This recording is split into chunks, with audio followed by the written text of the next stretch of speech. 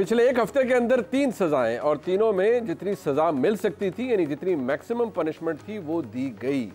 एक फैसला उससे पहले आ चुका है तो शाखाना इलेक्शन कमीशन का, उसमें सजा मुअत्तली भी हो चुकी है, बेल भी हो चुकी है। बेल तो खैर साइफर में भी हो चुकी थी लेकिन उसका फायदा नहीं। कन्विक्शन हो चुकी है 3 और 1 मिलाकर 4। इमरान खान साहब के लिए अब रह क्या गया है और जो दावा वो अब कर रहे हैं यानी फरवरी के अंदर, फरवरी 2024 में, कि मोहतरमा बुशरा बीबी साहिबा के थ्रू उनसे रब्ता करने की कोशिश उस वक्त की गई थी जब वो अटक जेल में थे।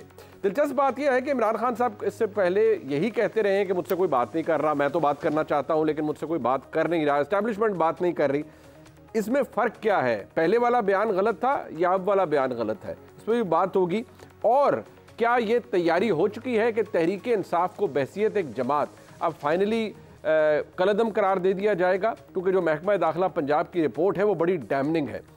इसके हवाले से बात करते हैं। मेरे साथ मौजूद हैं दोनों ही में राम मोहम्मद मालिक साहब और मज़हर अब्बास साहब, किसी तारुफ के मोहताज नहीं। मालिक साहब, सर ये फरमाइएगा सबसे पहले, अब जो इमरान खान साहब अब बात कर रहे हैं कि जी मेरे से रब्ता किया जा रहा था और कहा जा रहा था कि 3 साल के लिए मैं बिल्कुल किसी गोशा गुमनामी में चला जाऊं और बिल्कुल बातचीत ना करूं, ये बुशरा बीबी के थ्रू रब्ता, मुझे पैगाम भिजवाया गया। इस बात में आपको वजन नजर आता है? क्योंकि जो बातें पता लगती रही हैं, आई एम श्योर आपको भी बेशुमार बातें पता लगती रही होंगी, वो तो यही थी कि रोटी के अलावा कोई और ऑफर नहीं आ रही थी इमरान खान साहब को। नहीं, हमारी इत्तला यही थी कि बिल्कुल कोई ऑफर नहीं आ रही, लेकिन मुनीब होता कई बार ये है कि टेस्टर आते हैं, टेस्टर फेंके जाते हैं। आप उसको डायरेक्ट राब्ता तो नहीं कह सकते लेकिन फीलर आते हैं। फिर इन चीजों में ये बड़ा मैटर करता है कि जो भी आपको राब्ता या फीलर जो भी आप कहें वो किस सतह का है, किस लेवल के बंदे का है। और अगर इमरान खान किसी बात को सीरियसली लेंगे तो ऑब्वियसली एक सर्टन लेवल से ऊपर होगा ना। ये तो नहीं होगा कि कर्नल साहब जो वहाँ ड्यूटी पे है वो कह दें जी आपका क्या ख्याल है, अगर मैं आप कहें तो मैं बात करूं, तो obviously it will be different. So either side ये नाइदर होल ट्रूथ है ना हाफ ट्रूथ है, ये कोई हाफ ट्रूथ टाइप चीज है दोनों तरफ से। मेरा ख्याल है ऐसे मामलों में राब्ते होते हैं, लेकिन किस क्वालिटी के राब्ते हैं वो मैटर करता है। जहां तक आपने बात की शुरू में ये एक पार्टी का, मुझे मेरा ख्याल है बिल्कुल एक ओवरकिल में चली गई है सारा जो निज़ाम है। क्योंकि अगर मकसद ये था कि इमरान खान को इलेक्शन से बाहर रखना है, उनकी पार्टी को डेसिमेट करना है, तो वो तो इससे पहले फैसले के साथ ही हो गया था। ठीक, मज़हर साहब, ये इसको हम ओवरकिल के या जो भी इस्तेलाह इस्तेमाल की जाए, लेकिन इसका जवाब या जो कम से कम अंदाज़ा होता है या जो जवाब मिलता है कि ये तो बहुत ही ज़्यादा हो गया। मतलब पिछले एक हफ्ते में 3 सज़ाएँ, मेजर पनिशमेंट्स, उससे पहले एक सज़ा। तो जवाब उसका लुबे लुबाब ये होता है कि जी जिस लेवल का काम इमरान खान साहब या तहरीक इंसाफ ने किया था, उसकी सज़ा भी या सज़ाएं भी उतनी एग्जाम्पलरी होंगी और एक बड़ा प्रेसिडेंट सेट किया जाएगा और वो किया जा रहा है। और अभी भी कहा जा रहा है कि ये सिलसिला रुकेगा नहीं। अभी तो आपने देख लिया जो महकमा दाखिला पंजाब की रिपोर्ट आई है। सो ये क्या हम इसको परखेंगे आज के हालात को, जिस तरह मालिक साहब ने फरमाया माजी की हमारी तारीख के हवाले से कि लोगों का रिवाइवल होता है, या इमरान खान के लिए आपको लगता है कि केस मुख्तलिफ है और जो टेक्स्ट बुक है रियासत की वो भी जरा कोई उसका नया वर्जन है? शुक्रिया। देखिए, मुझे नहीं पता कि बैन किसी पार्टी को बैन करना बहुत आसान नहीं होता। आपको जाहिर है उसका एक पूरा एक प्रोसीजर होता है और सुप्रीम कोर्ट के लेवल में, सुप्रीम कोर्ट में आपको बाकायदा वफाकी हुकूमत को एक रेफरेंस फाइल करना पड़ता है, फिर आपको ये प्रूव करना पड़ता है। लेकिन हमने माजी में देखा है कि माजी में जब नेशनल अवामी पार्टी को बैन किया गया भुट्टो साहब के पीरियड में और हैदराबाद ट्राइब्यूनल बनाया गया और फिर सज़ा दी गई, लेकिन उसका अल्टीमेट नतीजा क्या निकला? हमने देखा कि पार्टी तो एक नए नाम से आ गई बाद में और वो लीडर्स अपनी जगह मौजूद रहे। उनको उसके बाद उनमें से बेशतर लीडर्स दोबारा मुंतखब भी हुए। तो ये जो सूरत हाल है, इसमें अगर आपने ऐसा कर भी लिया तो ज़ाहिर है आइंदा आने वाली मुंतखब हुकूमत जो भी होगी, अगर उसने अपने पीरियड में ये किया तो सियासी तौर पे भी और अदरवाइज भी, एक तो ये कि उस वक्त की हुकूमत के ऊपर वो सारी जिम्मेदारी जाएगी। और हमने नहीं देखा कभी भी तारीख में कि इस तरीके से किसी को भी आप आउट कर पाएंगे। अदरवाइज भी बहुत जो सज़ाएं दी गई हैं उसमें इम्पोर्टेंट ये नहीं है कि आपने 10 साल सज़ा दी, 14 साल सज़ा दी या 7 साल सज़ा दी। इम्पॉर्टेंट ये है कि इतने घंटों में फैसले हमने तारीख में नहीं सुने कि घंटों के हिसाब से एक ही केस की हेयरिंग एक दिन 12 घंटे चल रही है, दूसरे दिन 15 घंटे चल रही है। ऐसी क्या जल्दी है? ठीक, एक मुख्तसर सा वक्फा जी, वापस आते हैं। अभी बात की गई इम्पैक्ट इसका क्या होगा, तरीके इंसाफ बैक कैंडिडेट्स उनको आइडेंटिफाई करना और फिर वोट डालना, लोगों का वोट के लिए बाहर निकलना, ये बड़ा मैटर करता है कंसिडरिंग कि इस वक्त इमरान खान साहब की हालत क्या है, सजाएं कितनी हो चुकी हैं, क्या हो चुका है। एक ब्रेक के बाद हमारे साथ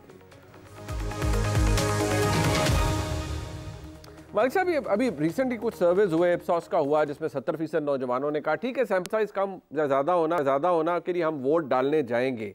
ये बड़ी पता नहीं, कई दफ़ा तो लगता है बड़ी खौफनाक सी इक्वेशन है कि एक तरफ ये सज़ाएं हैं, एक तरफ वो टेक्स्ट बुक है जिसके नतीजे में सब कुछ हमारे सामने आ चुका है, महकमा दाखिला की रिपोर्ट के जी, और बाकायदा तौर पर बताया जा रहा है कि तहरीके तालिबान के तर्ज पर यह दहशत गर्दी की गई तहरीके इंसाफ की जानिब से, और तहरीके इंसाफ को इन हालात से, इन वाक़यात से अलहदा भी नहीं किया जा रहा।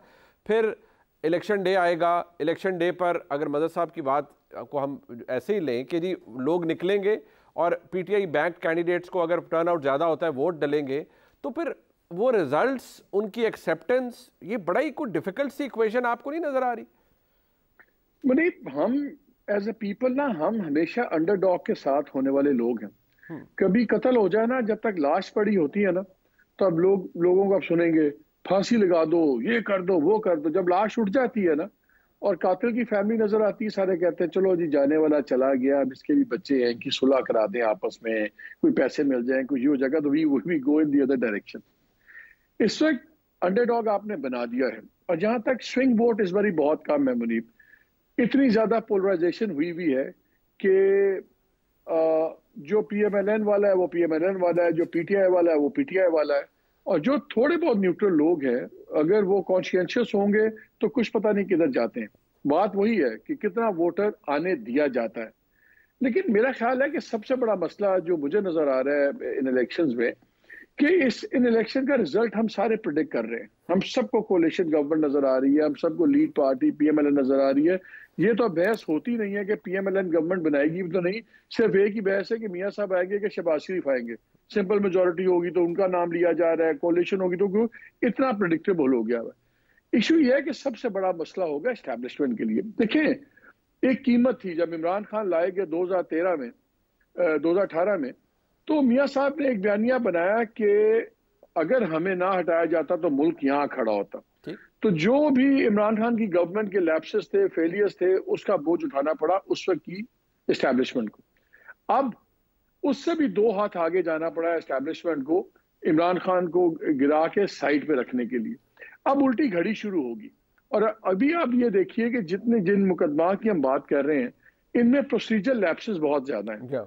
और मुझे किसी ने बड़ी इंटरेस्टिंग बात की, मैंने आज ही किसी से बात की, तो उन्होंने कहा यार आपका क्या ख्याल है, आप लोग ही सियाने हैं, हम बेवकूफ हैं, हमें नहीं पता कि प्रोसीजर लैप्सेस बड़ी जल्दी उठते हैं सुपीरियर जुडिशरी में, तो आपका क्या ख्याल है? And then it was a very मानी खैर स्माइल दी।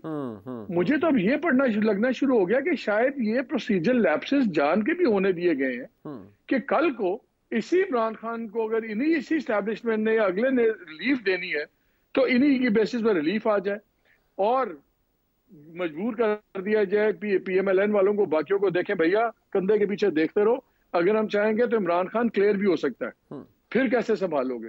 ये व्हील्स विद इन व्हील्स की गेम चल रही है। अच्छा, ये वोटर सप्रेशन या अगर बहुत बड़ी तादाद में लोग मदद साहब निकलते हैं, आपने वसी तजर्बा है आपका इलेक्शंस को भी मॉनिटर करने का सर, या in this day and age लोग निकलते हैं, ज़्यादा लोग निकल आते हैं, पीटीआई का बड़ा मेजर आउटपोर होता है और वो लोग निकलते हैं पीटीआई को वोट डालने के लिए, तो वो कंट्रोल तो नहीं हो सकते फ्रैंकली, अगर कोई निकला है वोट डालने के लिए in this day and age हो सकता है? देखिए मुनीब, हमारे यहाँ ज़्यादातर इलेक्शन डे के दिन जो है रिग्ड नहीं होते। हमारे यहाँ ज़्यादातर इलेक्शन मैनेज होता है pre poll and post poll. Post poll में इसलिए कि गवर्नमेंट बनानी होती है, आप आज़ाद उम्मीदवार, छोटी जमातें मिलकर किस तरह मैनेज करना है, क्या करना है। दूसरी बात यह कि अभी बिल्कुल जैसे मालिक कह रहे थे कि एक बारगेनिंग चिप का रास्ता भी खुला रखना है। अभी 9 मई रह गया है, 9 मई बड़ा क्रूशल है, अल-कादिर ट्रस्ट रह गया है, मुकदमा रह गया है। तो एक दबाव भी बरकरार रखना है। जो आने वाली हुकूमत है उसके अगर किसी वक्त मामलात बिगड़ जाते हैं तो आपके सामने एक ऐसी पार्टी मौजूद रहती है, ऐसा ग्रुप मौजूद रहता है, ऐसा लीडर मौजूद रहता है जिसको किसी वक्त भी आप अचानक हमें लगता है कि वो चीज़ें जो फाइलें खुलती चली जा रही हैं वो आहिस्ता आहिस्ता फाइलें बंद होनी शुरू हो जाती हैं। तो ये जो पॉलिटिकल चेस बोर्ड है, इसमें मोहरे को कभी इधर से उधर रख दिया जाता है, कभी उधर से उधर रख दिया जाता है। तो वही सिस्टम, उस सिस्टम में, उस दायरे में ही हम घूम रहे हैं। हमें नहीं नजर आता कि हम अब तक उस दायरे से बाहर निकल पाए हैं। मालिक साहब, टुवर्ड्स द एंड को आप कुछ ऐड करना चाह रहे हैं सर? मैं कह रहा हूँ, आप वोटर सप्रेशन की बात करते हैं कि होता क्या है, एक्टिविस्ट होते हैं, किसी के जिम्मे 2 मोहल्ले लगे होते हैं, किसी के जिम्मे वार्ड लगा होता है। जब आप उन एक्टिविस्ट को उठा लेते हैं तो वो एक मैसेज उस मोहल्ले को, उन 2 सड़कों को बड़ा स्ट्रांग जाता है। वो हो कि देखो भी मुनीब तो उठ गया है, और जो मुनीब के साथ थाने में बड़ी हो रही है, तो बाकी लोग घबरा जाते हैं। माँ बाप खुद बच्चों को नाम किसी और का ले लेना, मुनीब को ना उठवाएं। नहीं, आप किसी और बात से उठेंगे, वो तो नहीं उठेंगे। सो यू नो, ये मैसेजिंग बड़ी स्ट्रांग होती है। ठीक। और जब आप देख रहे हो कि जिस तरह सजाएं हो रही हैं, जिस तरह ठक उठाए जा रहे हैं, आपकी बेलें भी हो जाती हैं, आप रिहा नहीं हो रहे, तो जो कोर्ट वाली रिलीफ भी किसी को नजर नहीं आती। सो इसलिए ये सप्रेशन को इतनी मुश्किल नहीं है हमें। और दूसरा, जब वोटर्स आते हैं मुनीब, वो कोई जुलूस या मॉब नहीं आता कि आप उसको रोक नहीं सकते। आप और मैं आगे एक मोटरसाइकिल पे, मजहर हमारे साथ बैठ गया, 4 बंदे गाड़ी में आ गए, तो वो ट्रिकल होता है। तो वो हम तीनों को उठाना आसान होगा सर, हम तीनों को उठाना आसान होगा। इस हम एक ही गाड़ी में जाएंगे या एक ही जीप में जाएंगे। ठीक है सर, मेरे ख्याल में फ्यूचर यही है हमारा। आपका बहुत शुक्रिया जनाब मदद साहब और जनाब मोहम्मद मालिक।